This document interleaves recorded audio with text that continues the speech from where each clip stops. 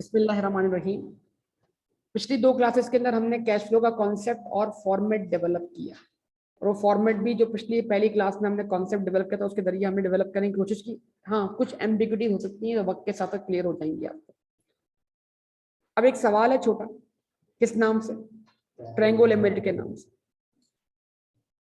जब भी cash flow का क्वेश्चन दिया जाएगा तो आपको क्वेश्चन के अंदर एसओसीआई और एसओएफपी दी जाएगी, और उसी एसओसीआई और एसओएफपी को आपने बतौर क्वेश्चन कंसीडर करते हुए कैश फ्लो स्टेटमेंट बनानी होगी। मतलब अगर आपको किसी भी बिजनेस का स्टेटमेंट ऑफ कॉम्प्रिहेंसिव इनकम 1 साल का और एसओएफपी 2 साल का, मतलब करंट ईयर क्लोजिंग बैलेंस और लास्ट ईयर क्लोजिंग बैलेंस जो 1 साल का ओपनिंग बैलेंस है, कंपैरेटिव के तौर पर दिया जाए तो एसओएफपी कहते हैं, एसओसीआई, सॉरी बोल रहा हूँ, SOCI statement of cash flows बनाने के लिए भले एसओसीआई ना भी दिया हो, एसओएफपी जरूर दिया हो, उसके बगैर आपकी स्टेटमेंट ऑफ कैश फ्लो नहीं बन सकती, क्योंकि एसओएफपी में प्रॉफिट मौजूद है। सोचिए, क्या वो प्रॉफिट रिटेन अर्निंग में या कैपिटल अकाउंट में ट्रांसफर नहीं हुआ? आवाज नहीं। तो क्या हमने आईए के अंदर कुछ ऐसे क्वेश्चन नहीं थे कि हम कैपिटल अकाउंट का ओपनिंग बैलेंस रखा करते थे, कैपिटल अकाउंट का क्लोजिंग बैलेंस रखा करते थे, ड्रॉइंग का इफेक्ट देते थे, डिफरेंस इस साल कैपिटल अकाउंट में कितना बड़ा है प्रॉफिट की वजह से, यानी कितना प्रॉफिट उस कैपिटल अकाउंट में क्या हुआ है, ट्रांसफर हुआ है, उस डिफरेंस को वर्कआउट करना नहीं सीखा। तो इसका मतलब अगर एसओएफपी दी हुई हो, भले एसओसीआई ना दी हुई हो, तब भी प्रॉफिट एसओएफपी में मौजूद है, उसको निकाला जा सकता है। तो अगर सोल प्रोप्राइटर की एसओएफपी है तो प्रॉफिट कहां से निकलेगा? कैपिटल अकाउंट से। अगर पार्टनरशिप की एसओएफपी है तो प्रॉफिट कहां है? करंट अकाउंट में। और अगर कंपनी की एसओएफपी है तो प्रॉफिट्स कहां पर? रिटेन्ड अर्निंग्स में। Retain earnings statement of change बनाई है ना, तो अगर स्टेटमेंट का आप बोलते हैं डिविडेंड का ओपनिंग बैलेंस में प्रॉफिट ऐड हुआ, डिविडेंड लेस हुआ, ट्रांसफर्स आए, ट्रांसफर गए, तो अगर क्या आप ये मालूम नहीं कर सकते कि अगर आपको बीडी भी दिया हो, सीडी भी दिया हो, ट्रांसफर भी दिए हो, डिविडेंड भी दिए हो, तो फिर कितना अमाउंट यहाँ पर प्रॉफिट के तौर पर ट्रांसफर हुआ बतौर बैलेंसिंग फिगर? सोचे जरा। तो इसका मतलब रिटेन अर्निंग के अकाउंट से हम मिसिंग वैल्यू के तौर पर प्रॉफिट को फाइंड कर सकते हैं, इन केस अगर वो प्रॉफिट हमें ना दिया गया। बहरहाल ये बात हम करते रहेंगे। पहले हम सवाल को रीड करते हैं और देखते हैं सवाल क्या रिक्वायरमेंट मांगता है हमसे। 3.1 है, ये पुराना वाला क्वेश्चन रहेंगे। एक नया हैंडआउट मैं आपको दे दूंगा, उस जो मैंने किताब के लिए बनाया था वो हैंडआउट रेडी है, तो हैंडआउट मैं आपको दे दूंगा, तो उसमें कैश फ्लो के आपको सारे क्वेश्चंस मिल जाएंगे। Triangle limited, the following information has been extracted from the financial statements of Triangle Limited for the year ended 31st December 2015. Statement of comprehensive income for the year ended 31st December 2015. Sales 9,05,000. Cost of sales, gross profit, loss on disposal कितना? 9,000. Wages and salaries expense, other expenses including कितना? आवाज नहीं आ रही बेटा। Interest charges, profit before tax on profit, profit after tax. अगर मैं cash flow statement शुरू करता हूं तो मेरा कैश फ्लो कहां से शुरू होगा? अब प्रॉफिट बिफोर टैक्स लेने का मतलब क्या है? 64 में 38 ऐड करने के बाद बैलेंस। तो फिर अगर आप अपनी कैलकुलेशन प्रॉफिट बिफोर टैक्स से शुरू करेंगे तो आपको टैक्स एक्सपेंस ऐड बैक करने की जरूरत है या नहीं? जाग जाए, है या नहीं है? लेकिन जो रिटेन अर्निंग से प्रॉफिट निकलेगा वो तो ये वाला होगा, जो रिटेन अर्निंग में ये प्रॉफिट ट्रांसफर हुआ है, तो उस प्रॉफिट में टैक्स एक्सपेंस ऐड बैक करके उसको प्रॉफिट बिफोर टैक्स में कन्वर्ट करना होगा कि नहीं होगा? बेटा बोले तो लॉजिकली अब इन्वॉल्व नहीं होंगे तो आप बात नहीं कर पा रहे, सॉल्व कर पा रहे। The asset dispose of had a carrying amount of rupees, जो एसेट इस साल डिस्पोज ऑफ हुआ उसका कैरिंग अमाउंट कितना है? तो अगर एक एसेट जिसका carrying amount disposal of carrying amount जो 31,000 है, उसको हमने बेचा है और उस पर हमें 9,000 का क्या हुआ, तो हमें उसकी सेल प्रोसीड क्या मिली? लॉस किसे कहते हैं? कैरिंग अमाउंट से कम सेल प्रोसीड मिलने। तो मतलब हमें 31,000 रुपए के अंदर 9,000 रुपए नहीं मिले, जब भी तो हमें क्या हुआ, लॉस हुआ ना। तो 22,000 हमारी क्या हो जाएगी, सेल। तो ये कुछ चीजें तो ये मिनटों में मिल सकती हैं अगर आप वॉर ऑफ फिकर शुरू करें। आगे क्या लिखा हुआ, एक्सट्रैक्ट्स फ्रॉम, ताकि हम क्या निकाल सकें, चेंज इन वर्किंग कैपिटल। क्या निकाल सकें, दोबारा बोलें, क्या निकाल सकें, ट्रेड रिसीवेबल्स। अच्छी तरह आंखें खोल के देखना है कौन सा कॉलम ओपनिंग है और कौन सा कॉलम क्लोजिंग है।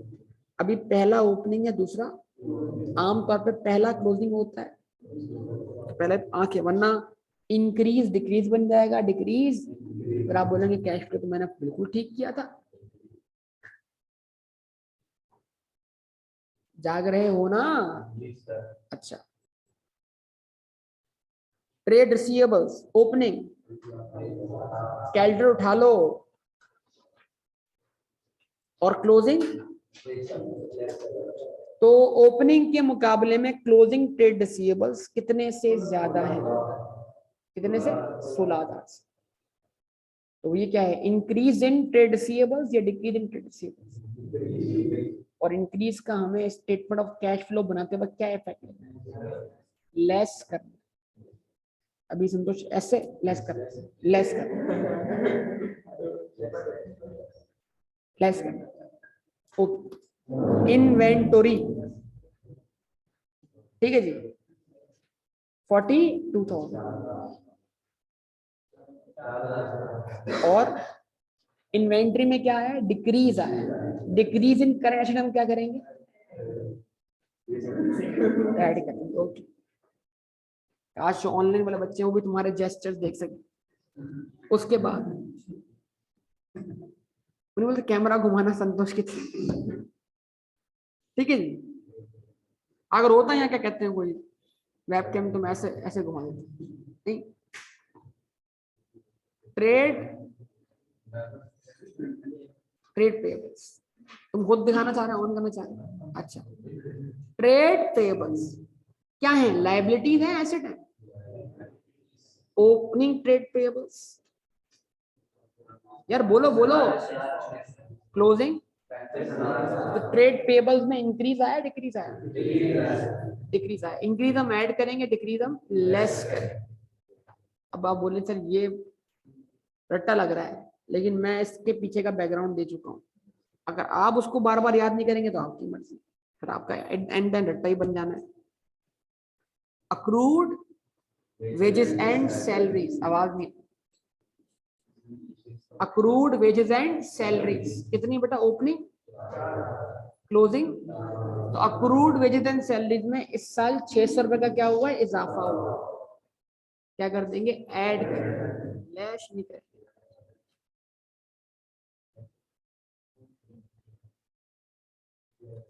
ये 4,600 इस साल एक्सपेंस बना हुआ है, इसमें 600 पेड इस तरफ है। तो क्या करें, 600 एक्सपेंस रिवर्स करके क्या करेंगे, ऐड कराएंगे। मतलब कैश बेस के लिहाज से 4,000 इस साल पे हुआ है, ओपनिंग वाला,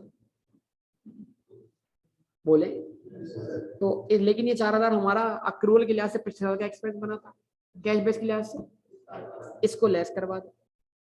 और ये 4,600 इस साल अक्रूवल बेस पे क्या बना है, एक्सपेंस बना है, लेकिन अनपेड है, तो कैश बेस के लिहाज से एक्सपेंस नहीं हुआ। क्या करते हैं इसको, तो जब 4,000 लेस करवा के 4,600 ऐड करवाएंगे तो नेट इंपैक्ट क्या आएगा, 600 का एडिशन। मैं आसान बात ध्यान में रख लो, ओपनिंग एसेट सारे इस साल पे, ओपनिंग करंट एसेट, करंट क्यों है कि इस साल वो पे हो चुके होंगे या रिसीव हो चुके होंगे, उसका इनफ्लो आ गया होगा आपके पास। ओपनिंग इस साल रिसीव हुआ है करंट एसेट, और क्लोजिंग रिसीव नहीं हुआ। तो ओपनिंग रिसीव हुआ उसको, यानी ओपनिंग करंट एसेट हमेशा ऐड होंगे, और क्लोजिंग लेस होंगे इसलिए कि रिसीव नहीं। ओपनिंग करंट लायबिलिटी सेल क्या हुई है, पे हुई है, तो लेस होंगी। और क्लोजिंग करंट लायबिलिटी सेल पे नहीं हुई फिर भी एक्सपेंस बनी हुई, क्या कर देंगे, ऐड कर देंगे। अब नेट इफेक्ट जो भी है, अगर आपकी मर्जी आप सोच सकें तमाम बात।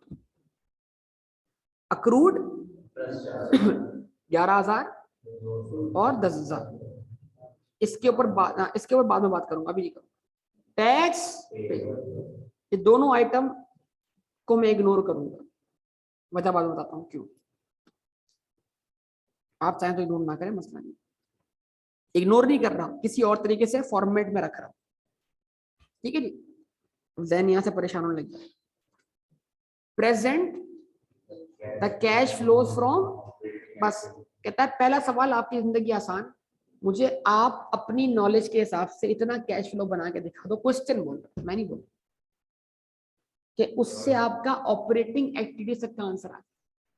जरा बताइए, ऑपरेटिंग एक्टिविटीज निकालने के लिए इनडायरेक्ट मेथड से मुझे क्या करना चाहिए, प्रॉफिट बिफोर टैक्स चाहिए। क्या दिया हुआ है, आवाज नहीं आ रही, क्या दिया हुआ है बोलिए, कितना, 1,00,000। इसमें मैं ऐड करवाऊंगा डेप्रीसिएशन।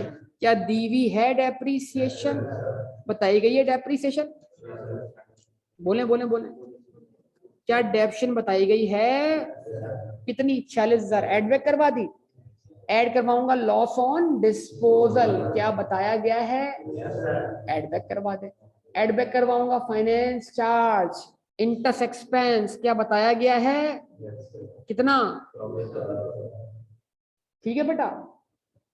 उसके बाद ये मिल जाएगा मुझे ऑपरेटिंग प्रॉफिट। अब मैं इफेक्ट लूंगा चेंज इन वर्किंग कैपिटल का, जो कि अभी आपको बताए, क्या बताए, increase in trade receivable less करवाऊंगा, डिक्रीज इन इन्वेंट्री ऐड करवाऊंगा। क्या हुआ बेटा, decrease in trade payables less करवाऊंगा, इंक्रीज इन अक्रूवल्स ऐड करवाऊंगा। सर रट्टा लग रहा है सर, तो आप सोच दे, इससे रट्टा लग रहा है, आप सोचें। थोड़ा सा तकलीफ होगी दिमाग को सोचने में, लेकिन फिर रूटीन में आ जाएंगे। लेकिन सर छोड़े, कोई ऐसा फार्मूला बना दे बस सोचना ना पड़े दिमाग को, तो हाँ ऐसा फार्मूला है। फॉर्मूला ऐसा है कि खुद ब खुद ऐड और लेस खुद आएगा, सोचना ही नहीं पड़ेगा। हाँ नहीं, जो होना है ना कैश फ्लो में वही आएगा, आपको सोचने की, आपने घबराना ही नहीं है, ठीक है। लेकिन मसला सारा क्या है, फिर रट्टा हो जाएगा ना, और हम रट्टा लगाना नहीं चाह रहे, इससे मैं बताऊंगा नहीं, जहन परेशान हो। आइए नहीं, चांद रात को अगर ये बताया था फिर तो तुम बोलोगे वो, हाँ जी।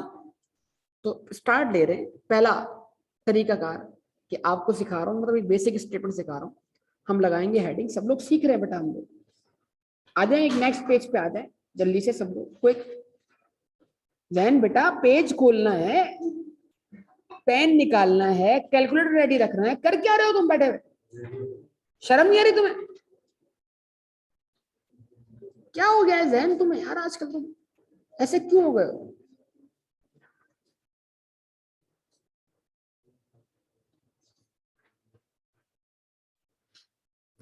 हाँ जी, ट्रेंगो लिमिटेड, ट्रेंगो लिमिटेड, क्या सवाल का नाम क्या है, ट्रेंगो limited.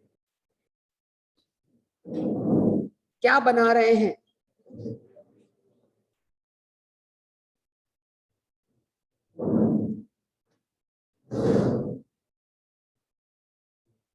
Statement of cash flows, और ऐसा एफपी में सिर्फ एज ऑन लगता है बस, बाकी सब जगह क्या आएगा, फॉर द, बस आंखें बंद करके फॉर द ईयर एंड, अंधा भरोसा।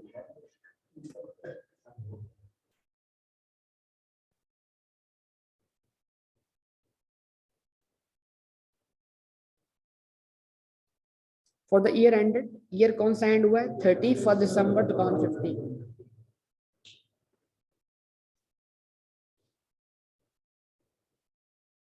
ठीक है। क्या कहते हैं, आसान करने जिंदगी, रुपीज इन थाउजेंड कर लेंगे तो क्या होगा, जीरो कम लगाने पड़ जाएंगे, थोड़ी जिंदगी आसान हो जाएगी। फिर लगाएं हेडिंग किस चीज की, ऑपरेटिंग एक्टिविटीज।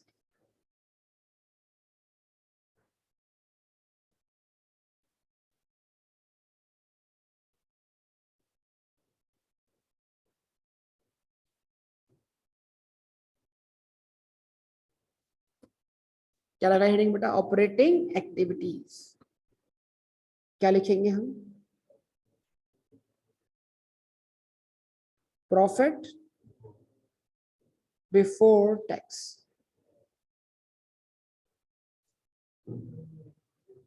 कितना है एज पर क्वेश्चन प्रॉफिट बिफोर टैक्स, सब बताएंगे बेटा।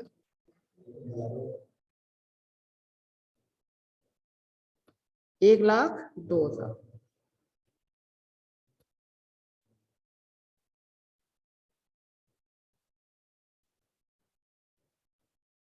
अब जी बात बिल्कुल सही, 102 आना चाहिए। तो बोल शाहजेब ने किया जो किया, शाहजेब की वजह से हो रही।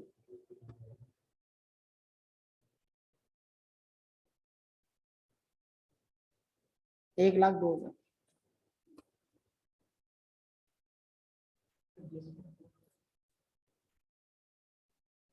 एडजस्टमेंट। और शाहजेब हर बार जो है ना वो बैलेंस शीट बताते हुए गलती करता है कि इसका मशीन अकाउंट, इसलिए जो हो रहा है शाहजेब की वजह से हो रहा है। मुल्क में महंगाई भी शाहजेब की वजह से होगी। एडजस्टमेंट फॉर, हाँ जी,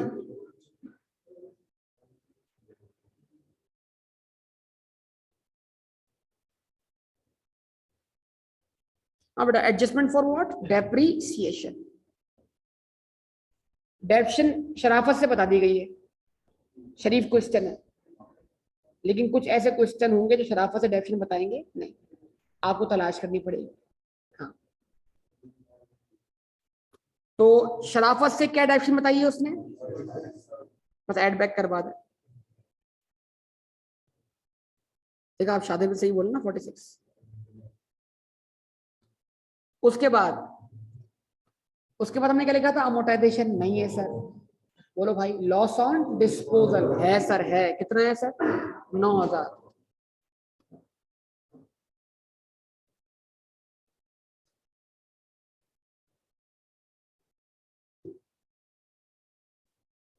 loss on disposal of property plant equipment,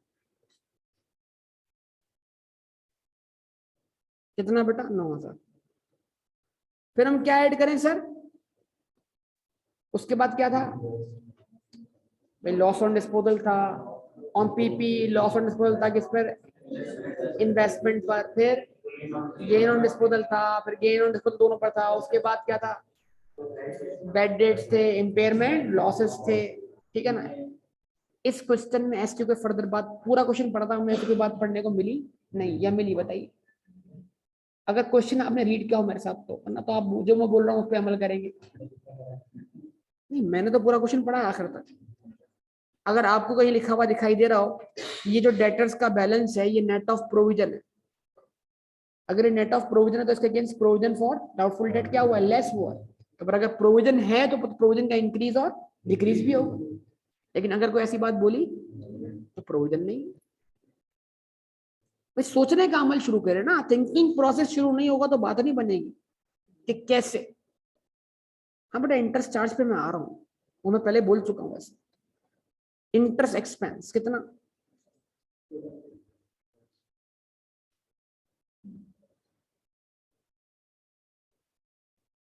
24, 24।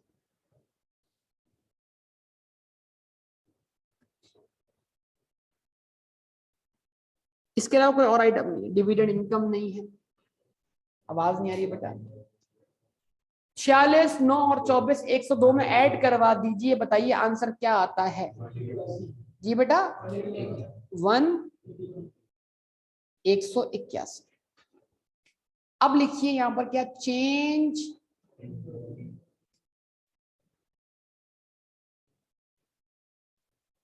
इन। कमाल बात यह है कि कैश फ्लो का पहला क्वेश्चन होना था आज क्लास में सॉल्व, और स्टूडेंट्स जो हैं वो बड़ी तादाद में आज नहीं है यहाँ पर, और ऑनलाइन भी कम स्टूडेंट बैठे। Change in working capital. खुद लाइट पे चलते हैं, अपनी बैटरी चार्ज नहीं थी।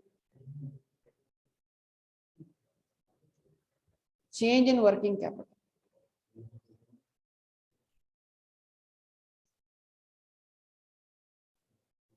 चेंज इन वर्किंग कैपिटल मतलब करंट एसेट्स और करंट लायबिलिटीज। कल किए थे हमने, नहीं किए थे, सीखे थे। ट्रेड रिसीवेबल्स, ओपनिंग कम है और क्लोजिंग ज्यादा है, क्या बोलेंगे? Increase in trade receivables. क्या बोलेंगे? इंक्रीज बोलू ना, क्या बोलूं बेटा? इंक्रीज इन, मसला खत्म करते हैं बेटा, संतोष फिक्र नहीं कर। Increase in trade receivables. अब बड़ा आसान है। अब अगर जो मैं बोल रहा हूं वो कर ले आप, तो आपका कैलकुलेटर जवाब देगा, आपको वही इफेक्ट लेना। करंट एसेट का हमेशा ओपनिंग पहले लिखें, क्लोजिंग बाद में लिखें। अगर ओपनिंग कम होगा क्लोजिंग इफेक्ट नेगेटिव आएगा, और ओपनिंग ज्यादा होगा क्लोजिंग इफेक्ट। तो हमेशा करंट एसेट लिखते हुए क्या लिखें? ट्रेड रिसीवेबल का ओपनिंग बैलेंस कितना? 157 माइनस 173। अब ओपनिंग कम है और क्लोजिंग ज्यादा है, और क्लोजिंग बाद में लिखा है, तो डिफरेंस क्या बना? नेगेटिव। यानी कि इंक्रीज इन ट्रेड रिसीवेबल्स का इफेक्ट क्या कर दिया हमने इसमें से? माइनस कर दिया। कितने से? 16 से। इन्वेंट्री क्या हुई है? डिक्रीज हुई है। नहीं, ये तो फिर आपको देखना पड़ेगा भाई, खुद से जज करना पड़ेगा। डिक्रीज इन इन्वेंटरी, तो इन्वेंट्री का जो बैलेंस है ओपनिंग वो कितना है? 42। ओपनिंग करंट एसेट ओपनिंग पर लिखेंगे 42 माइनस 38। क्लोजिंग कम है, ओपनिंग ज्यादा है। अब देख लो खुद को डिफरेंस क्या आएगा? पॉजिटिव। आवाज ही नहीं आ रही बेटा आप लोगों की। उसके बाद अगला हमारे पास पॉइंट क्या है? ट्रेड पेएबल्स, ओपनिंग और क्लोजिंग। अब लायबिलिटी लिखते हुए अगर आप चाहते हो कि कैलकुलेटर जो आंसर दे वही हम क्या करें, कैश फ्लो पे लें, तो आप लायबिलिटी में क्लोजिंग पहले लिखो, ओपनिंग बाद में। तो अब बोलेंगे डिक्रीज इन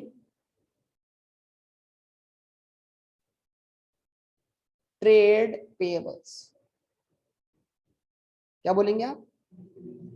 तो जब आप करंट लायबिलिटी लिखे तो क्लोजिंग पहले लिखें। कितना बेटा? 35.7। आवाज ही नहीं आ रही बेटा। प्रोविजन था तो में लिखना है ना बेटा। और ओपनिंग कितना? 43.6। नेगेटिव, नेगेटिव 7 पॉइंट, वे सब बताएं।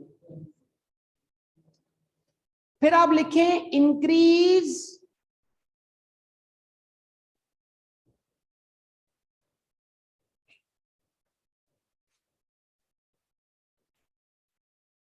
तो इंक्रीज इन रिसीवेबल्स आपके पास आ रहे हैं, sorry increase in accrued, accruals.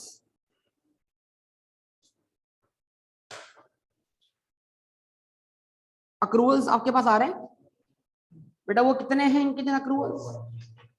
आप क्या करें, वही फिर बोल रहा हूं कि क्लोजिंग बैलेंस क्या करें? कितना आपके पास? 4.6 पहले लिखें, 4600। और ओपनिंग बैलेंस कितना? 4। डिफरेंस क्या हो जाएगा? 0.6।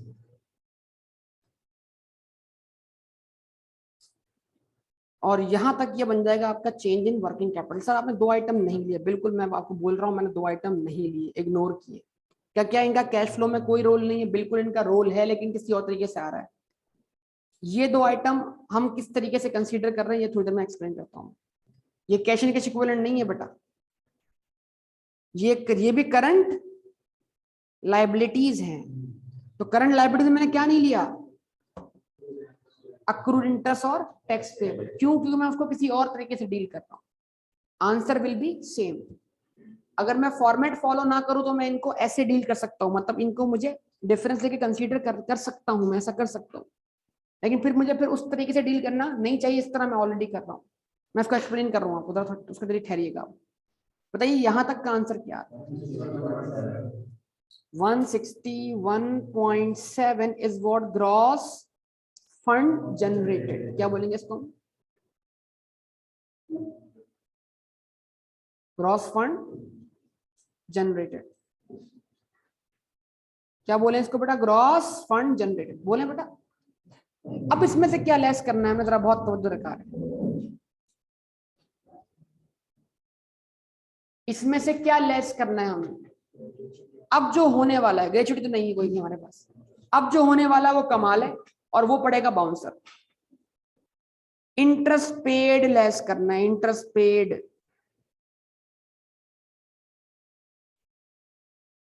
फिर सर क्या लेस करना है सर? टैक्स पेड,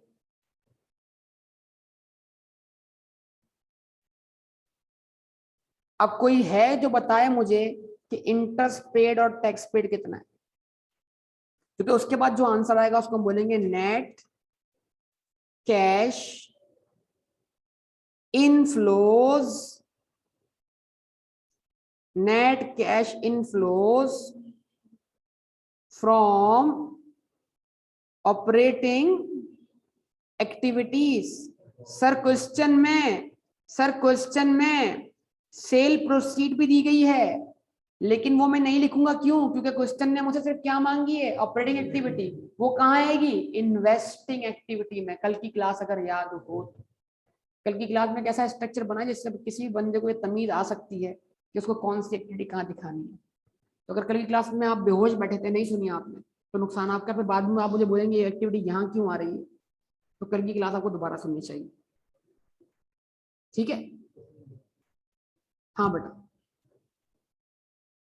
कोई है जो इंटरेस्ट पेड और टैक्स पेड निकाल के दे दे? क्वेश्चन में कहीं नहीं है, ये बिल्कुल वही है जिस तरह क्वेश्चन में नेट प्रॉफिट नहीं है, ढूंढना है। तो कोई है जो बताए कि अगर हमने इस साल इंटरेस्ट इतना एक्सपेंस माना है, आवाज नहीं आ रही, और साल के स्टार्ट पर हम पर इतना इंटरेस्ट ड्यू था और साल के एंड पे इतना मजीद ड्यू है, तो हमने इस साल इंटरेस्ट कितना पे किया है?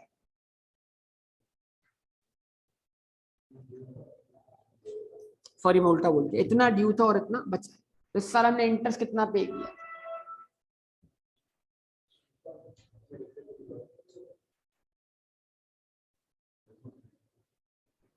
24,000 ऊपर। वो आप अपने क्वेश्चन में देख सकते हो, हमने एडबैक करवाया। जैन होश में आओ, जरा देखो स्टेटमेंट ऑफ कैश फ्लो बनाते वक्त 24,000 हमने ऊपर एडबैक करवाया एक्सपेंस। 25,200 पे किया पक्का? कितने लोग इस बात को पिक कर रहे हैं 25,200 पे किया?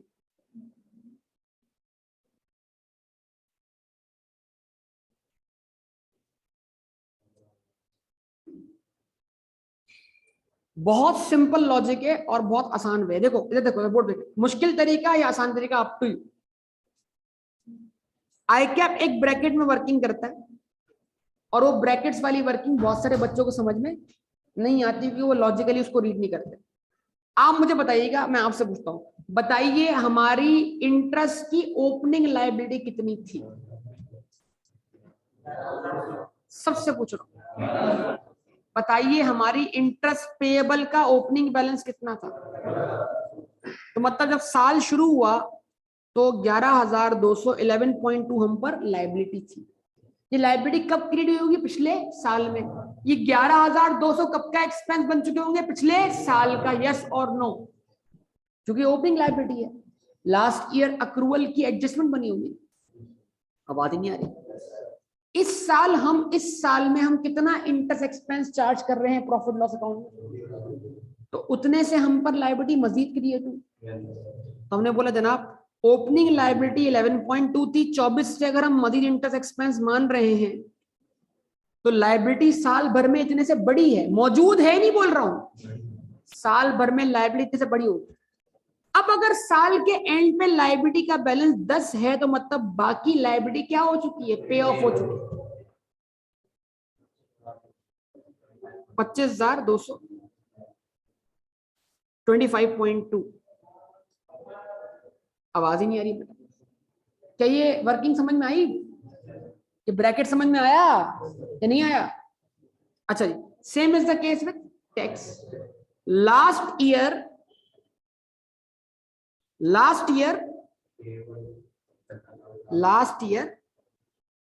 बोले लास्ट ईयर टैक्स पेएबल का बैलेंस क्या था? 45 था।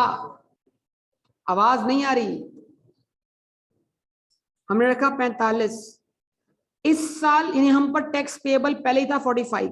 इस साल हमने मजीद कितना टैक्स एक्सपेंस चार्ज किया? तो एंट्री बनी tax expense debit, tax payable credit. तो जितने से एक्सपेंस बढ़ा उतने से लायबिलिटी में क्या हुआ? इजाफा हुआ।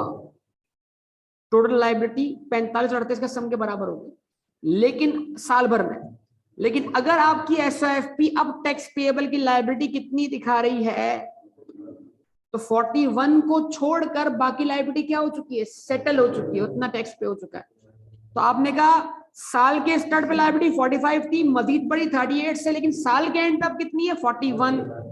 41 का कर दें इसमें से माइनस कर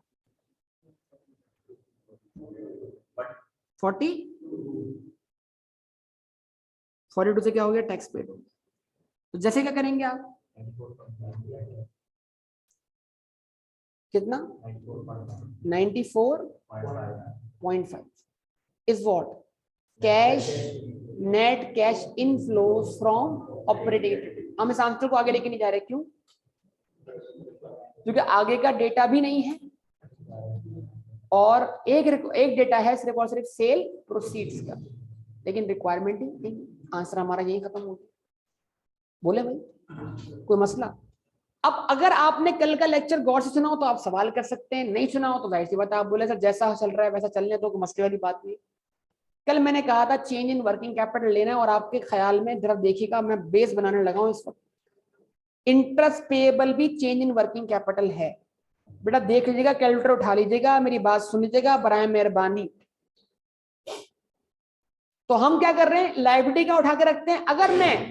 अगर मैं इंटरेस्ट के अक्रूवल को कहां दिखाता? चेंज इन, बोले यार बोले, कहां दिखाता? Change in. तो मैं 10 पहले लिखता क्लोजिंग बैलेंस, और 11.2 क्या करता? डिफरेंस क्या आता? 1.2 नेगेटिव। क्या? अब आंखें खोलिएगा, आंखें। ऊपर मैंने क्या ऐड करवाया? 24 से एक्सपेंस ऐड बैक करवाया। नीचे लेस क्या करवाया? इम्पैक्ट क्या है? तो क्योंकि मैंने 1.2 का इम्पैक्ट एक्सपेंस ऐड बैक करके और पेमेंट लेस करवा के ले लिया है, तो फिर मुझे उस तरीके से लेने की जरूरत नहीं है, वरना एक ही चीज क्या हो जाएगी? डबल काउंट हो जाएगी। तो मतलब रिवर्सल परफॉर्म करने के क्या होगा? दो तरीके हो गए। SOCI approach. कौन सी approach? Statement of comprehensive income में accrual based total expense charge करवाया पूरा एड बैक कर दे, और जो इस साल पेमेंट हुई है वो लेस कर दे, खत्म बात। और एक और तरीका क्या है? ओपनिंग और क्लोजिंग लायबिलिटी के डिफरेंसेस लेने, वो डिफरेंसेस भी उसी डिफरेंस के बराबर है। तो दो में से कोई एक अप्रोच अप्लाई होगी। तो फॉर्मेट का तकादा ये है कि इंटरेस्ट एक्सपेंस को आप एड बैक करवा रहे हैं तो फिर आप नीचे पेमेंट लेस करवाएं। फिर आपको इंटरेस्ट के अक्रूवल को डिफरेंस के तौर पे लेने की जरूरत है या नहीं है, क्योंकि डिफरेंस वही आ रहा है। Same is the case with tax payable. जब हमने प्रॉफिट बिफोर टैक्स लिया तो ऊपर कितना टैक्स एड बैक हुआ हुआ ऑटोमेटिकली? सब बताए ना यार, सब बोले ना भाई, सब बोले ना। अगर मैं यहां से शुरू करता तो मुझे ये ऐड करके ये निकालना पड़ता। मैंने अपनी वर्किंग कहां से शुरू की? 102, मतलब इसमें 38 ऐड हुआ है, 38 ऐड है और 42 लेस है, डिफरेंस -4 का। अब अगर मैं ये प्रॉफिट बिफोर टैक्स ना लेता, आफ्टर टैक्स लेता, तो मतलब मैं 38 ऐड ना करता और फिर मैं पेमेंट भी लेस ना करता, तो फिर वो 4 का इम्पैक्ट मैं कहां दिखाता? चेंज इन वर्किंग कैपिटल में। कैसे? 41 लिखता क्लोजिंग बैलेंस के तौर पर, 45 लिखता, डिफरेंस क्या आता? माइनस का। तो जिस चीज के लिए मैंने इस तरह इंपैक्ट लिया है as per the requirement of format के एक्सपेंस एड बैक करवाकर उसकी पेमेंट लेस करवाई है, तो फिर उस एक्सपेंस का मुझे जो रिसीवेबल या पेएबल का बैलेंस है कहां पर, एसओएफपी में, उसका डिफरेंस लेके उसको एडजस्ट करने की जरूरत नहीं। याद रहेगा। तो इसका मतलब ये नहीं कि मैं ये इम्पैक्ट नहीं ले रहा हूं, मैं ये इम्पैक्ट ले रहा हूं लेकिन किसी और तरीके से। ठीक है जी, यहां तक क्लियर? चलिए, ये कौन सा मेथड हुआ भाई? इसको लिख दे ब्रैकेट में, कौन सा मेथड हुआ? Indirect method.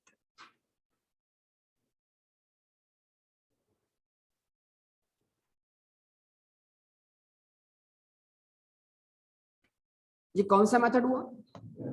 सब बताएं, ये कौन सा मेथड हुआ? ये इनडायरेक्ट मेथड हुआ। दोहरा दें, ये कौन सा मेथड हुआ? क्या कहते हैं, कौन सा मेथड?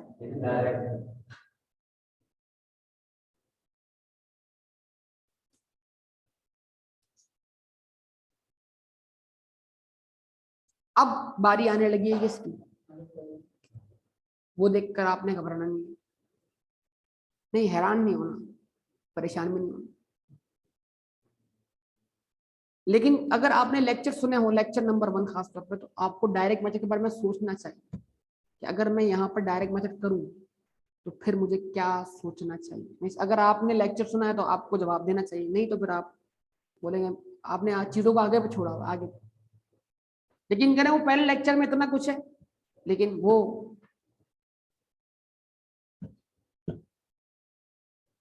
हासिल करने वाला चाहिए।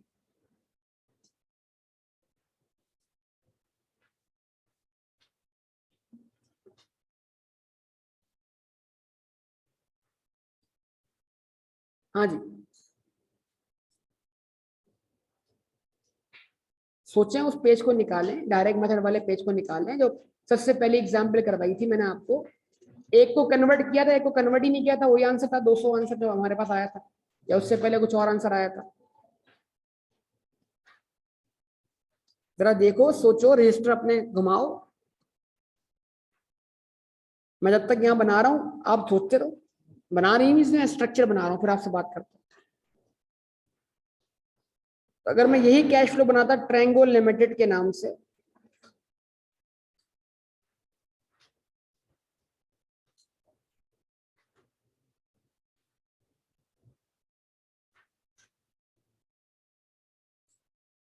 Statement of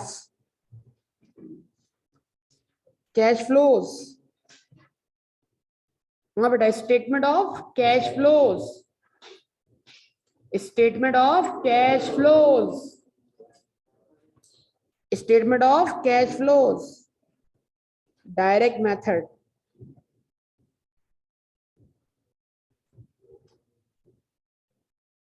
statement of cash flows. अब मसला ये था कि पिछला FAR1 के बैच में और मौजूदा FAR1 के बैच में बड़ा फर्क है।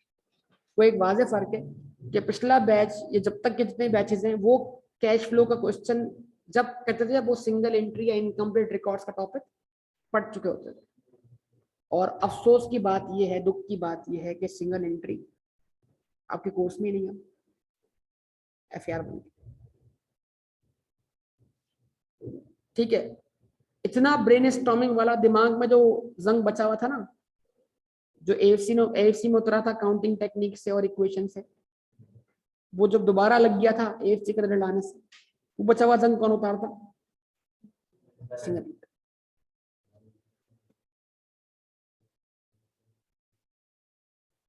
बड़ा इंटरेस्टिंग टॉपिक,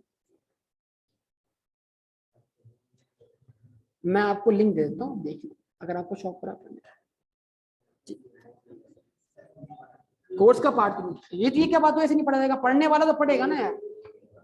अगर आपको देखो, जो वो टॉपिक नहीं है मेरा तो मैं क्यों पढ़ाऊं, मैं टाइम जाया करूंगा ना फिर। वो टॉपिक महीना लेता है, मीन्स 25 दिन 20 दिन ऐसे टॉपिक चलता है वो। नहीं FAR1 नहीं था, अब नहीं है, है ही नहीं, है ही नहीं, है ही। वो आईए वाले देखेंगे, बस वो आईए वालों को सरप्राइज मिलेंगे ना होते हुए भी हो जाएगा, सब कुछ होगा बेटा, वो तो उन बात की बात है, पर तुम उनकी फिक्र छोड़ो, अपना अपना पढ़ लो यार। फॉर द ईयर एंडेड, हाँ भाई 31 दिसंबर 2015, रुपीज इन 1000, लगाई हेडिंग हमने ऑपरेटिंग एक्टिविटीज की।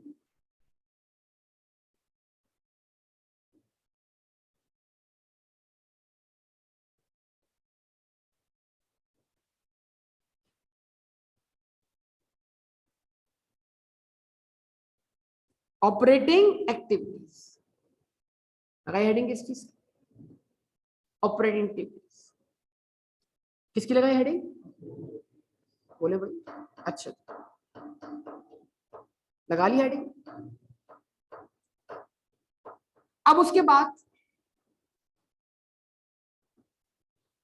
प्रॉफिट तो कन्वर्ट नहीं करना यार, सोचो मैंने आपके कॉन्सेप्ट बनाया, प्रॉफिट तो कन्वर्ट नहीं करना, बल्कि डायरेक्ट वही प्रॉफिट निकालना है जो कैश बेस अकाउंटिंग से आता। यानी डायरेक्ट मेथड जो है वो कुछ भी नहीं है सिवाय कैश बेस एसओसीआई। तो अब समझना, कैश बेस एसओसीआई में मेरा रेवेन्यू वो है जो मैंने सेल परफॉर्म की है, या मेरा रेवेन्यू वो है जो मैंने कैश रिसीव किया? तो अब आप सबसे पहले लिखेंगे रिसीट्स फ्रॉम डेटर्स, नहीं बेटा कस्टमर्स। डेटर्स तो वो होंगे जिनको उधार पे बेचा, तो क्या आप कैश सेल नहीं कर रहे क्या? रिसीट्स फ्रॉम कस्टमर्स लेस अगर आप लॉजिकली चल रहे हैं, लेस बेटा कैश सेल सलमान तुम्हें कहां से मिल गई है 889? सलमान को कैश से मिल गई है 889, लेस खरीद लो। आवाज आ रही प्लीज, बता देना मुझे। अच्छा जी, लेस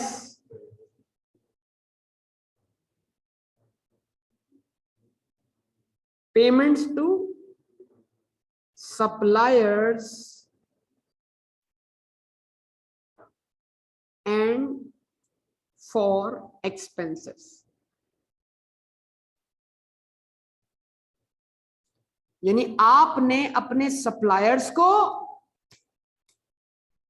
आपने अपने और बाकी एक्सपेंसेस की जो पेमेंट्स की, वो नहीं जो अक्रूवल्स, वो नहीं जो नॉन कैश एक्सपेंस। एक्सपेंस वो ले जितने एक्सपेंस हुए हैं, नहीं एक्सपेंस उतने ले जितनी पेमेंट्स हुए, चाहे वो पेमेंट टू सप्लायर्स हो, चाहे वो पेमेंट फॉर एक्सपेंस। तो मतलब पेमेंट टू सप्लायर होगा, सैलरी पेड लेना होगा। आवाज नहीं आ रही बेटा, बोले सैलरी पेड होगा, रेंट पेड होगा, पेमेंट्स आ रही होगी ना यहाँ पे, यानी वेजेस एंड सैलरीज पेड आएगा ना, वेजेस एंड सैलरी एक्सपेंस आएगा यहाँ पर, बस ये समझने वाली बात। तो अब जरा दो लाइंस का कमाल देखिए, अगर मैं दो लाइन के नीचे जो जवाब लिखूंगा तो आप हैरान हो जाएंगे देखकर। इस जवाब को बोलेंगे gross fund generate from operation.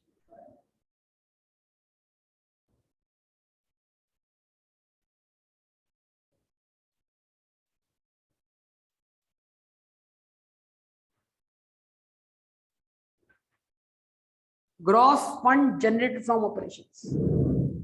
वजाहत को देखते ही मुस्कुराहट ऐसी आई, वजाहत ने बोला वाह, बोला दो लाइन में आंसर, लेकिन बेटा बेटा वजाहत इस दो लाइन के आंसर के लिए वर्किंग अलग से करनी पड़ेगी। वजाहत अब अभी और मुस्कुराहट आएगी। लेस इंटरेस्ट पेड, वजाहत लेस इंटरेस्ट पेड,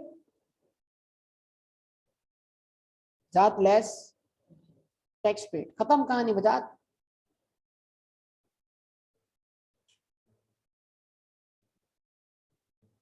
डायरेक्ट क्या आ गया जैन, जैन डायरेक्ट क्या आ गया जैन, जरा देखो जैन यहां पर, net cash inflows from operating net cash inflows from operating activities. बस 4 लाइनों में क्वेश्चन खत्म। खुशी तो में बहुत हो रही है लेकिन मेहनत अभी बाकी है।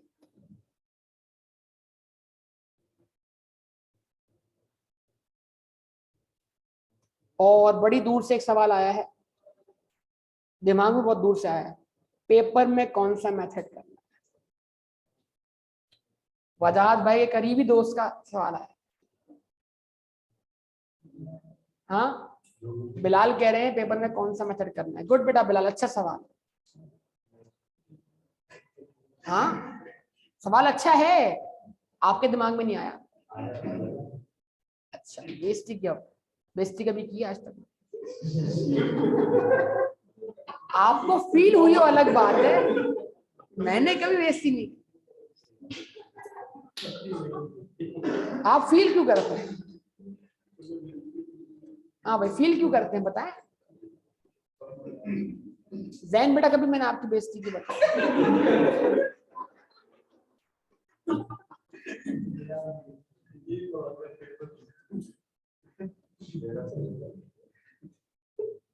अजीब बात है। आज दूसरा वाला वजाहत हाँ बैठा हुआ है ना, मैं आज आगे बैठा हुआ, मैं वहां ढूंढ रहा हूँ। हाँ जी, दो भाई दोनों घर बैठे हुए हैं। बेटा लाइट आ रही है घर पे? हैदराबाद की लाइट आ गई? चलें जी, शहर भर की लाइट नहीं। चलें जी, रिसीट्स फ्रॉम कस्टमर्स। सवाल ये है कि बताइए हमने साल भर में इस अकाउंटिंग पीरियड में कस्टमर से कितना पैसा रिसीव किया। तो वो कौन सा अकाउंट है, सोचें वो कौन सा अकाउंट है जहां रिसीट फ्रॉम डेटर का इफेक्ट जाता है। अगर उस अकाउंट की कैश अकाउंट तो है, लेकिन कैश अकाउंट ना कैश का ओपनिंग बैलेंस ना क्लोजिंग बैलेंस। चलिए सबसे पहले सोचें रिसीट फ्रॉम डेटर की एंट्री क्या है, बोलिए। कैश या बैंक डेबिट, डेटर क्रेडिट। तो मतलब receipt from debtor cash account में डेबिट हो रहा है, डेटर के अकाउंट में क्या हो रहा है, क्रेडिट हो रहा है। तो अगर पता लग जाए डेटर अकाउंट में कितने से क्रेडिट हो रहा है, तो वही हमारी रिसीट निकल आएगी। यानी हम रिसीट फ्रॉम डेटर को बतौर मिसिंग वैल्यू कहां से फाइंड कर सकते हैं बेटा? डेटर के अकाउंट से। क्या ख्याल? नहीं, तो डेटर से पैसा कलेक्ट हुआ होगा। क्या कहते हैं आप लोग? तो आइए स्टार्ट करते हैं वर्किंग्स।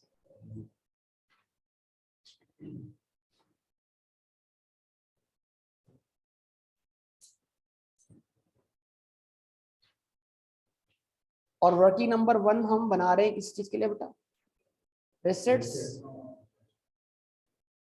इन शॉर्ट रिसीट्स लिख दिया मैंने, ऊपर लिखा हुआ है, और यहां पे मैंने वर्किंग नंबर 1 का रेफरेंस दे दिया।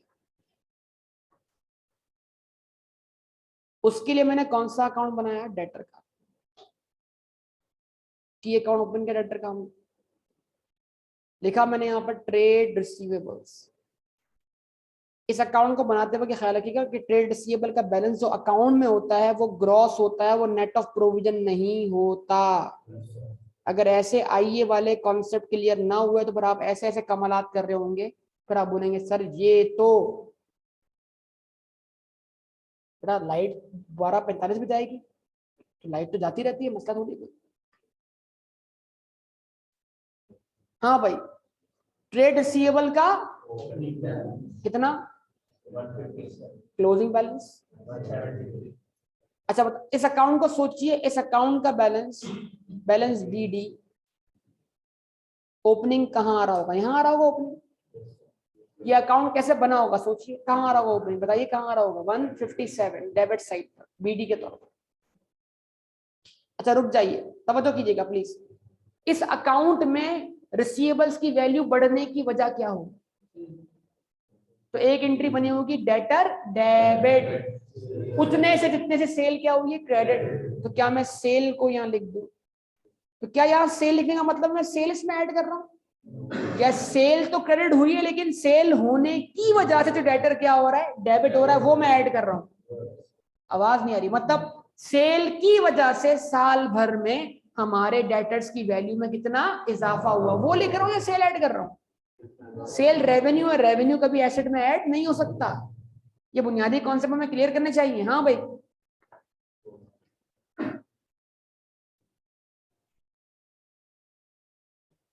नौ सौ सर, ये जो इसमें हो सकता है सर कैश सेल भी हो, बस आंखें बंद करें, जितनी सेल है क्रेडिट कैश सब वहीं रख दें।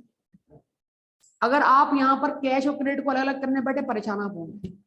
और अभी तो इस क्वेश्चन में से कोई बात मेंशन नहीं, आगे मेंशन होगी, वहां आप खुद परेशान भी होइएगा, फिर परेशानी से बाहर भी निकलिएगा। आप सोचिएगा कि मैं कैश और क्रेडिट अलग अलग करूंगा, ऐसा सोचिएगा, लेकिन परेशानी आप फेस करेंगे। बस मेरा कहना ये, सेल उठाए रख दे। तो एंट्री बनी होगी डेटर अकाउंट डेबिट 905 से सेल्स क्रेडिट। फिर इस अकाउंट में सर कमी आई होगी, उसकी एंट्री क्या बनी होगी, bank account debit cash book में, आवाज ही नहीं आ रही बेटा, और डेटर क्रेडिट। लेकिन सर वो मुझे मालूम नहीं, लेकिन मुझे ये मालूम है कि डेटर के बीडी में सेल्स की वजह से इजाफा होने के बाद मेरे पास आज अगर बैलेंस सीडी कम बच रहा है, उतना नहीं बच रहा जितना बीडी और सेल्स का सम है, आवाज नहीं आई, तो फिर दरमियान में मुझे पैसा मिला ना। और बैटरी का तस्करा नहीं है इस क्वेश्चन में, ख्याल रखिएगा। तो क्या है बैलेंस सीडी, क्या है बैलेंस सीडी, क्या है बैलेंस सीडी, 173। तो जैसे मैंने 173 को यहां रख दिया, तो मुझे यहां पर मिसिंग वैल्यू के तौर पे क्या मिल जाएगा, सेल्स मिल जाएगा। सलमान ने तो कमाल कर दिया है,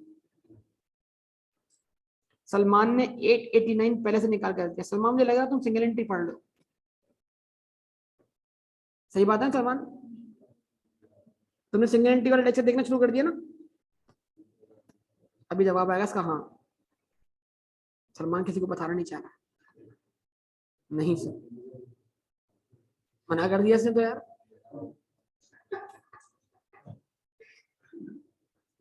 भाई प्लीज, इसका मतलब क्या हुआ, प्लीज प्लीज बेटा, अब आंखें खोलना और आंखें खोल कर समझना। जो बोलने लगा हूं मैं, जो बोल रहा हूं समझना। हम इनडायरेक्ट अप्रोच में इनडायरेक्टली काम कर रहे हैं, डायरेक्ट अप्रोच में डायरेक्ट काम कर रहे हैं। डायरेक्ट अप्रोच के लिहाज से हमारा रेवेन्यू 889 है या 905 है बेटा। कैश बेस अकाउंटिंग में हमारा रेवेन्यू 889 है या 905 है, तो हम डायरेक्ट 889 को अपना रेवेन्यू मान लेते हैं। लेकिन भाई इधर देखिएगा प्लीज, अब मैं जो बोल रहा हूं सीखना चाह रहे हो आज भी सीख लो, कॉन्सेप्चुअल समझा रहा हूं, रट्टे नहीं लगवा रहा। लेकिन इस प्रॉफिट को कैलकुलेट करने के लिए जो रेवेन्यू ऐड किया गया है वो, अब एक काम कीजिए, 889 और 905 का डिफरेंस निकालिए। तो मतलब उस प्रॉफिट के अंदर सेल की वैल्यू 16 से ज्यादा है, तो उस प्रॉफिट को कितने से कम करने की जरूरत है। वाकई अगर आप पिक कर रहे हैं तो पिक कर जाए मेरी बात को, वाकई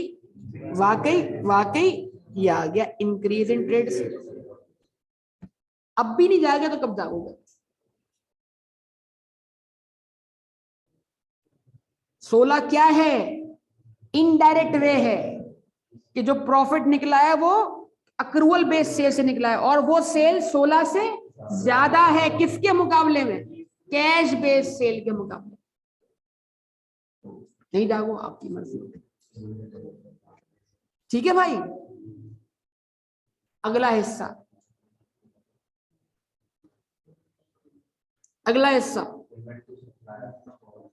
वर्किंग नंबर 2,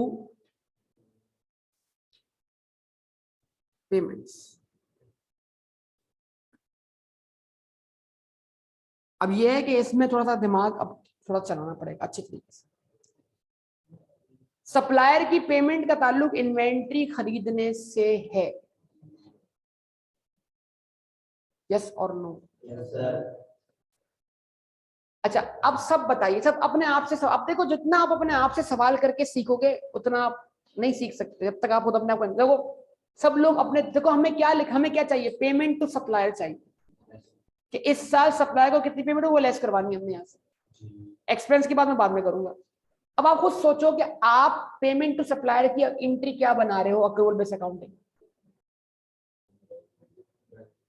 बैंक क्रेडिट पैसा गया और creditor account debit, trade payable debit, ये एंट्री बनाए हो ना, तो बैंक अकाउंट तो नहीं है हमारे पास अभी। तो वो कौन सा अकाउंट है जहां से मुझे पेमेंट टू सप्लायर मिल सकती है? जैसे अभी मुझे रिसिप्ट फ्रॉम डेटर कहां से मिली? डेटर के अकाउंट से। आवाज ही नहीं आ रही। तो फिर वो कौन सा अकाउंट है जहां से मुझे, आवाज ही नहीं आ रही यार, आवाज ही नहीं आ रही। चले है वो अकाउंट है, चले जी मान लेते। तो हमने आपकी मानते हुए अकाउंट खोला कौन सा, लेकिन मसला होगा।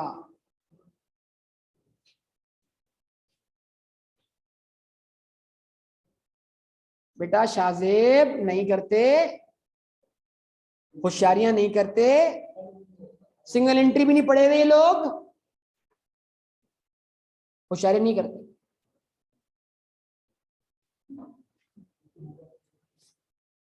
लाइब्रेरी का बैलेंस शीट कहाँ आएगा बेटा?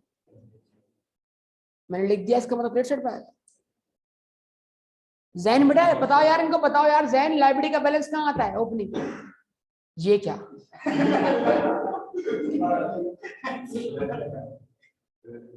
पक्का क्रेडिट साइड? जैन बोल रहा तो क्रेडिट साइड पे है।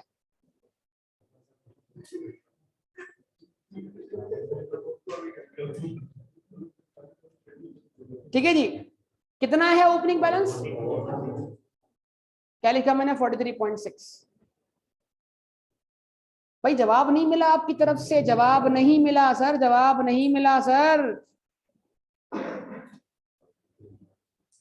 इस ट्रेड पेएबल अकाउंट में वो कौन सी एंट्री है जो इजाफे की वजह बन रही है? Please participate. Purchase account debit purchase में, या इन्वेंट्री अकाउंट डेबिट इन्वेंट्री के अकाउंट में, और ये वाला अकाउंट पक्का? तो अगर मैं यहां लिखूं purchases,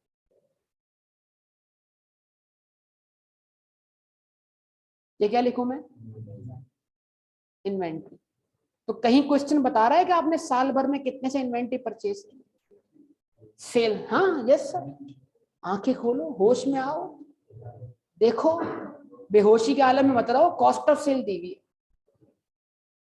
cost of goods sold तो opening stock at purchase less closing stock करने के बाद आती है यार। तो परचेज इसमें है, दिख नहीं रही, तो क्या 311 को मान लो परचेज? गलत, बिल्कुल गलत कॉन्सेप्ट। जरूरी नहीं जो परचेज वो बिकाओ। भाई परेशान हो गए। आपको एडवाइस है कि आप साथ साथ आइए वाली क्लासेस भी ले लिया। आपको क्या चीज नहीं, जो अभी चल रही है ना उसको भी ज्वाइन करें। ऐसे ही बोल रहा हूँ, फायदा होगा, आप भी ज्वाइन करें ऑनलाइन। ठीक है, आप भी ज्वाइन करें, इसको बोल रहा हूँ।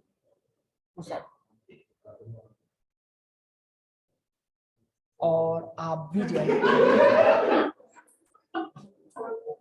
उसको, बेचारे को कंपनी देने के लिए। यार अकेला हो जाएगा वो। दो मुझसे, फिर तुम बीच में बैठोगे मोबाइल फोन चलाओगे।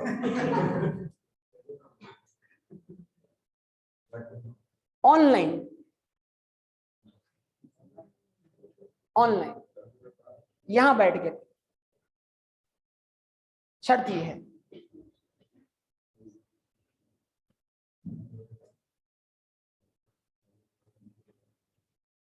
ठीक है जी? क्या कैसे रहनी है क्लास? ऑनलाइन। ठीक है जी? हाँ जी, तो ये क्या दी गई? Cost of goods sold. अच्छा, अब वापसी आते हैं। तो मतलब हमें पता तो है कि इस अकाउंट में परचेज की वजह से क्या हो रहा है? इजाफा हो रहा है, लायबिलिटी बढ़ रही है, लेकिन वो परचेज अभी हमें मालूम नहीं है। इस अकाउंट में कमी आ रही है, क्यों? पेमेंट की वजह से। आवाज नहीं आ रही बेटा, तो उसकी एंट्री पढ़िए। पेमेंट की एंट्री क्या बनेगी? कैश या bank credit, trade payable account debit. आवाज ही नहीं आ रही बेटा। सर वो पेमेंट भी नहीं मालूम हमें सर, सर पेमेंट नहीं मालूम सर। क्या आपको ट्रेड पेबल अकाउंट का बैलेंस शीट ही मालूम? हाँ सर वो मालूम, वो क्वेश्चन दिया हुआ है क्वेश्चन में।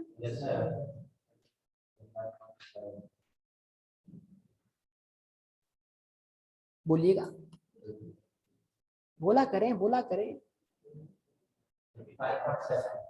35.7 ये रहा 35। अब सर बीडी है सीडी है, अगर परचेज रख दें तो पेमेंट मिल जाएगी, पेमेंट रख दें तो परचेज मिल जाएगी। अब सोचें परचेज और कौन, परचेज का इफेक्ट और कौन से अकाउंट में गया है? परचेज और कहां इस्तेमाल हुई है? सर परचेज इस्तेमाल हुई है cost of goods sold calculate करने, या परचेज का इफेक्ट गया है इन्वेंट्री के अकाउंट में। तो अगर मेरे पास इन्वेंट्री अकाउंट बनाने का ऑप्शन हो तो इन्वेंट्री का बीडी है मेरे पास, इन्वेंट्री का बीडी है, इन्वेंट्री का ओपनिंग बैलेंस है, आप बताओ। चुप रहे सब लोग। देखो आज तुम्हारा इम्तिहान, तुम आ गए हो बेटा, अब तुम अगली क्लास सारी ऑनलाइन लोगे मुझे पता है, लेकिन अगर तुम पास करना चाहते हो इसके टाइम में तो तुम्हें यहीं आके बैठ के क्लास लेंगे, जिम्मेदारी से पढ़ना है, वरना अपने आप को छुपाकर कोई नुकसान, मतलब फायदा कुछ नहीं होगा, नुकसान होगा तुम्हें। इसका मतलब तुमने अब तक गौर से नहीं सुना लेक्चर। ये रही इन्वेंट्री, यार इन्वेंट्री का चेन लिया था हमने, ये इन्वेंट्री का ओपनिंग बैलेंस, ये इन्वेंट्री का क्लोजिंग बैलेंस। क्यों बोल रहा हूं वजह समझ जाओ खुद ब खुद। तो हमने एक अकाउंट और ओपन किया, कौन सा अकाउंट ओपन किया? इन्वेंट्री। कौन से सिस्टम से? परपेचुअल अप्रोच से। वो यूज करेंगे ना परपेचुअल अप्रोच। हाँ भाई, बैलेंस बीडी आसान हो रही।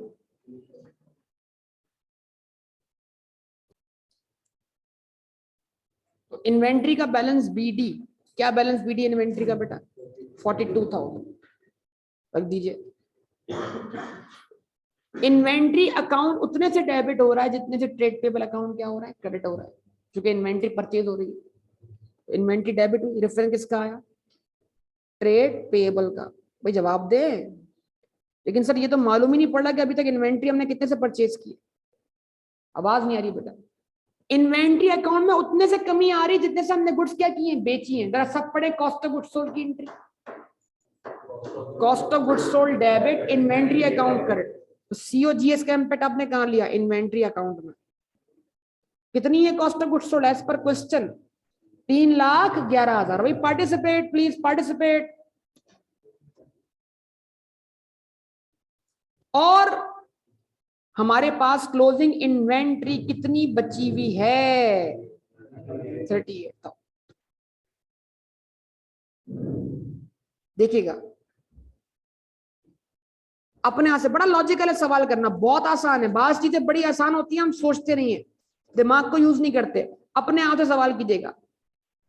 देखें देखें थोड़ा गौर कीजिएगा, देखिए सब लोग तवज्जो से। अगर मैंने इस साल, बेटा आप सबसे बात कर रहा हूं तो जरा बोर्ड पे देखें और कैलकुलेटर भी साथ में उठा लें और जवाब दें मुझे। अगर मैंने इस साल 3,11,000 की गुड्स बेची है और 38,000 की गुड्स मेरे पास बची हुई है, तो साल भर में मेरे पास टोटल गुड्स कितनी थी? 3,49,000 की गुड्स मेरे पास थी। उसमें से 42,000 की गुड्स पिछले साल वाली थी, तो फिर बाकी गुड्स वो थी जो मैंने इस साल परचेज की। कितना आसान हो गया मामला? 300। तो यकीनन 307 से 307 307 307 से एंट्री बनी होगी inventory account debit, creditor account credit.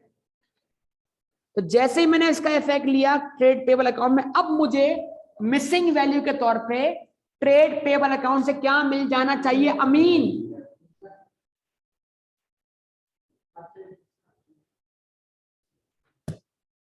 देख रहे हो? तुम भी बेटा ये सीट से हट जाओ, नहीं सुन रहे ना बात को बॉस। ये परचेज का बैलेंस है या पेमेंट टू सप्लायर? एंट्री बन रही है trade payable debit bank account credit, क्या मिल रही है? Payment to supplier. कितनी बेटा? 300। ये है पेमेंट टू सप्लायर। और कैश बेस अकाउंटिंग के लिहाज से जो पेमेंट हुई है वो एक्सपेंस है। कैश बेस अकाउंटिंग के लिहाज से जो पेमेंट हुई है वो एक्सपेंस है।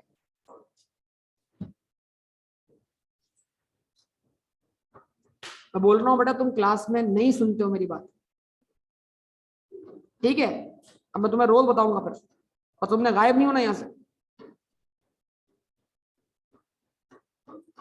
उसके बाद एक मसला और रहेगा, हमारे एसोसिएट में कुछ एक्सपेंसेस भी हैं। आवाज ही नहीं आ रही यार। एक तो एक्सपेंस हो गया कौन सा, loss on disposal, non cash expense. अगर हम इनडायरेक्ट वे फॉलो करते तो इसको एड बैक करवाते, अभी तो हम डायरेक्ट वे फॉलो कर रहे हैं, तो लिहाजा हम एक्सपेंस वही पिक करें जो जिनके अगेंस्ट क्या होगी, पेमेंट होगी। आवाज नहीं आ रही। तो सबसे पहले हमें क्या दिखता है, कितने, ठीक है बेटा। और हमें क्या दिखते हैं, अदर एक्सपेंसेस, जिसमें 40,000 की नॉन कैश डेबिशन भी क्या है, शामिल। एक काम करते हैं, हम यहां लगाते हैं हेडिंग किसकी, एक्सपेंसेस, ठीक है जी। एक्सपेंसेस लिखिए आप, क्या एक्सपेंसेस लिखिए आप, कितने, 266 के। आवाज ही नहीं आ रही है।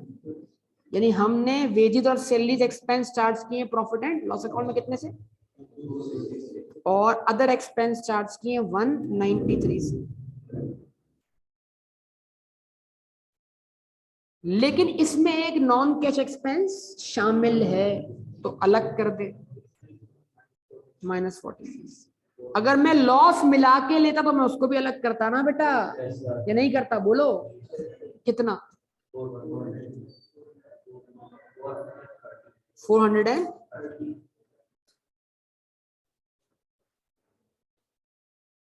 अभी आंसर नहीं आया प्लीज, आवाज नहीं आई।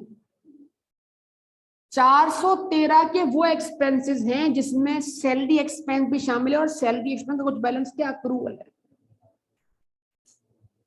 तो अब मैं काम करूंगा, मैं यहां बनाऊंगा एक्सपेंस अकाउंट, कौन सी अप्रोच से, वन अकाउंट अप्रोच, अगर हमें आती हो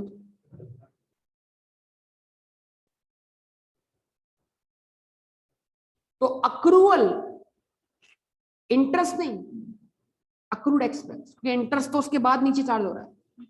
तो अक्रूड अक्रूवल्स जो कि इंटरेस्ट के अलावा हैं, उनके ओपनिंग बैलेंस क्या है हमारे पास, 4,000, और क्लोजिंग 4,600।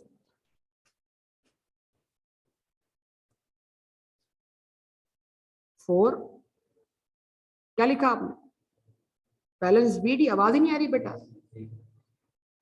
और 4.6।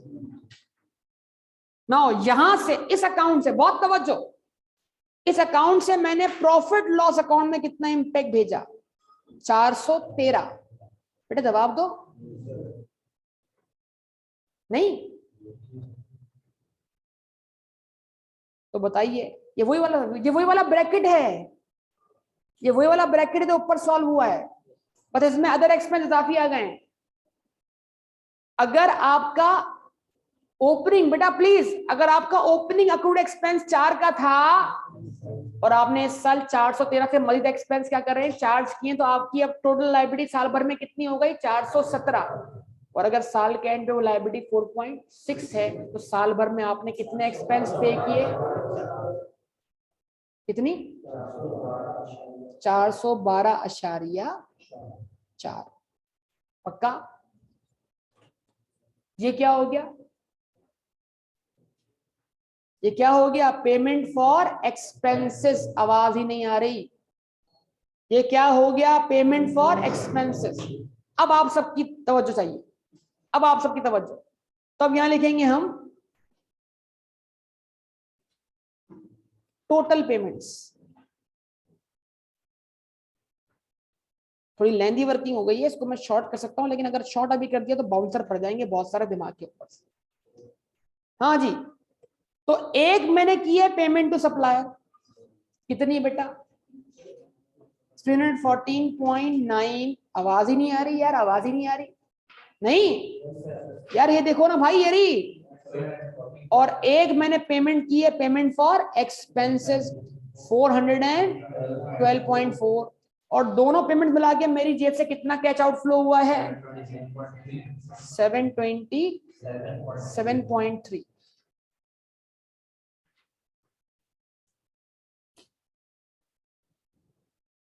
अब आप सबकी तवज्जो, ये ले गया मैं कहां पर? ऊपर। इधर देखिएगा सब लोग, इधर देखिएगा सब लोग।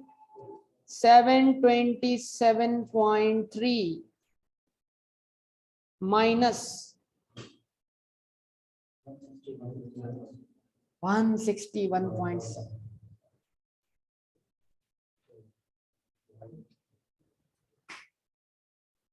161.7 ग्रॉस फंड। अब इंटरेस्ट पेड वही है, टैक्स पेड वही है जैसे पिछली बार की हुई थी, ब्रैकेट लगाकर। क्या इंटरेस्ट पेड आया था आप बताइए? पे 412.4 किया। क्या बोल रहा है भाई?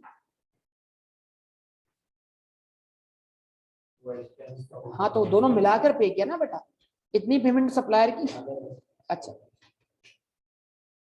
गुड, आपका सवाल का जवाब भी दे रहा हूं मैं थोड़ी देर रुक जाएगा, पार्टनरशिप वाला। हाँ जी, इंटरेस्ट पेड कितना था पिछले सबक में बताओ? 25 पॉइंट, और टैक्स पेड कितना था? 42 था पक्का? कैलकुलेट करना आ रहा है ना सबको? ये कैसे आया था? वैसे यहां भी कैलकुलेट कर लेंगे।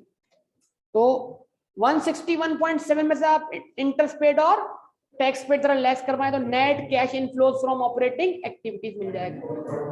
हाँ बेटा 94 पॉइंट। अब एक कमाल देखिएगा अगर आप देखना चाहें, अगर आप देखना चाहें बताइए पेमेंट टू सप्लायर क्या है?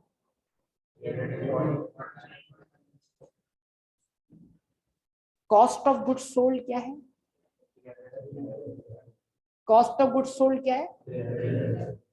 अब जरा आंखें खोल के देखिएगा मैं क्या कर रहा हूं, आंखें खोलेगा आंखें। 311 का प्रॉफिट लॉस पे इंपैक्ट नेगेटिव है पॉजिटिव है? 311 का प्रॉफिट लॉस पे इंपैक्ट नेगेटिव है पॉजिटिव है? तवज्जो, बहुत तवज्जो। यानी कि ये इस प्रॉफिट को कैलकुलेट करते वक्त क्या हुआ है? माइनस हुआ है। तो इस नेगेटिव इफेक्ट को मैं क्या कर रहा हूं, या तो बढ़ा रहा हूं या कम कर रहा हूं। कितने से? जितने से मेरी इन्वेंट्री क्या हुई है? डिक्रीज हुई।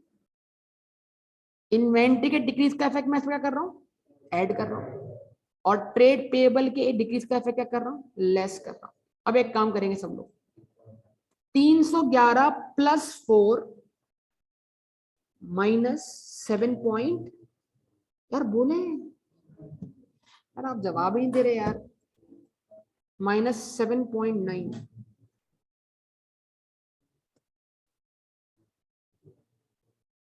यार आप जवाब ही नहीं दे रहे यार, जवाब ही नहीं दे रहे आप लोग यार, बेहोश बैठे हुए हैं आप लोग। कमाल कमाल बातें बता रहा हूं मैं तुम्हें, करोड़ों रुपए की बातें बता रहा हूं, तुम जो है ना बेहोश बैठे हो। 311 नेगेटिव लिखो, 307.9 भी नेगेटिव लिखो। 311 नेगेटिव प्लस 4 माइनस 7.9, क्विक 300। अब आंखें खोलो, आंखें खोलो, देखो यानी तुम्हारा प्रॉफिट ये वाली कॉस्ट ऑफ गुड्स सोल्ड निकालने के बाद आया है। तो जब तुम 4 की इन्वेंट्री उसमें ऐड कर रहे हो और 7.9 का जो ट्रेड पेबल का डिफरेंस है वो, तो तुम्हारे प्रॉफिट में मौजूद जो कॉस्ट ऑफ गुड्स सोल्ड है वो कन्वर्ट हो रही है किसमें? Payment to supplier. नहीं,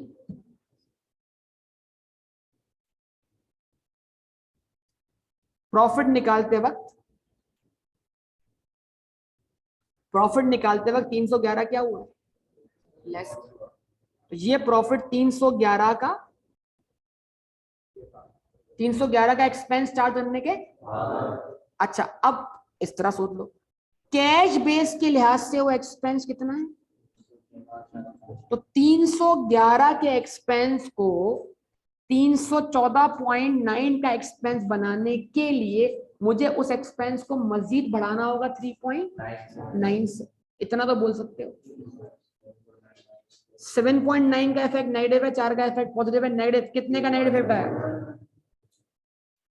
तो जब मैंने प्रॉफिट में दोनों इफेक्ट लिए तो मेरी कॉस्ट ऑफ गुड्स सोल्ड 311 से 314.9 बनी। ये समझा रहा हूं। इनडायरेक्ट मेथड, डायरेक्ट मेथड, इस तरह आप सैलरी रिवीजन सोच लेना, मैं ज्यादा नहीं बताऊंगा। बस ये मेरा टॉपिक यहाँ पर एंड हुआ, पहला सवाल करवा दिया। ठीक है बेटा, इंशाल्लाह बाकी बातें आप सुन अगली क्लास में। कुछ लिखना है? लिख लिया सब लोगों ने? आखिरी वाली बात कौन सी? अब खुद सोचो थोड़ा सा इसको,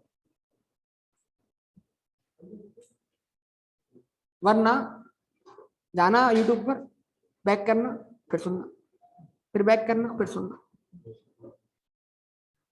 हो सकता थोड़ा थोड़ी जुस्ती करनी पड़ेगी, है ना? या नहीं? नहीं, बिल्कुल भी नहीं। ऐसा बिल्कुल नहीं करना, किसी और से नहीं पूछना।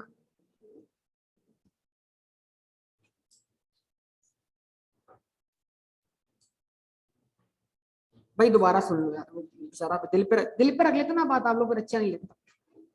दिल पे न रखे तो बोलूंगा चले जाने दे, कोई मसला नहीं, जब बस बताने का कोई मसला नहीं, लेकिन बातों को वैल्यू ना देना उस वक्त जिस वक्त वो हो रही है। एक आप ये कहीं और फिर सर पकड़ा इसने, ठीक है। हमने सिंपल, हमने अक्रूवल बेस अकाउंटिंग करते वक्त कॉस्ट ऑफ गुड्स सोल्ड कितनी चार्ज की, और कैश बेस अकाउंटिंग लिहाज से उतनी कॉस्ट ऑफ गुड्स सोल्ड होनी चाहिए जितनी पेमेंट टू सप्लायर। तो 311 अगर हमारा अक्रूवल बेस एक्सपेंस है और 314.9 हमारा, तो हमें एक्सपेंस को कितने से बढ़ाना, वो हम अपना कैश फ्लो बनाते वक्त इनडायरेक्ट बेसिक कैसे कैसे बढ़ा रहे हैं? 4 से प्रॉफिट को बढ़ा रहे हैं, 7.9 से प्रॉफिट को कम कर रहे हैं, मतलब 3.9 से प्रॉफिट को और कम कर रहे हैं, यानी कि अपनी कॉस्ट ऑफ गुड्स सोल्ड को 3.9 से और बढ़ा रहे हैं, ताकि उसका इफेक्ट 314.9 बन जाए और हमारा प्रॉफिट 3.9 से और कम हो जाए।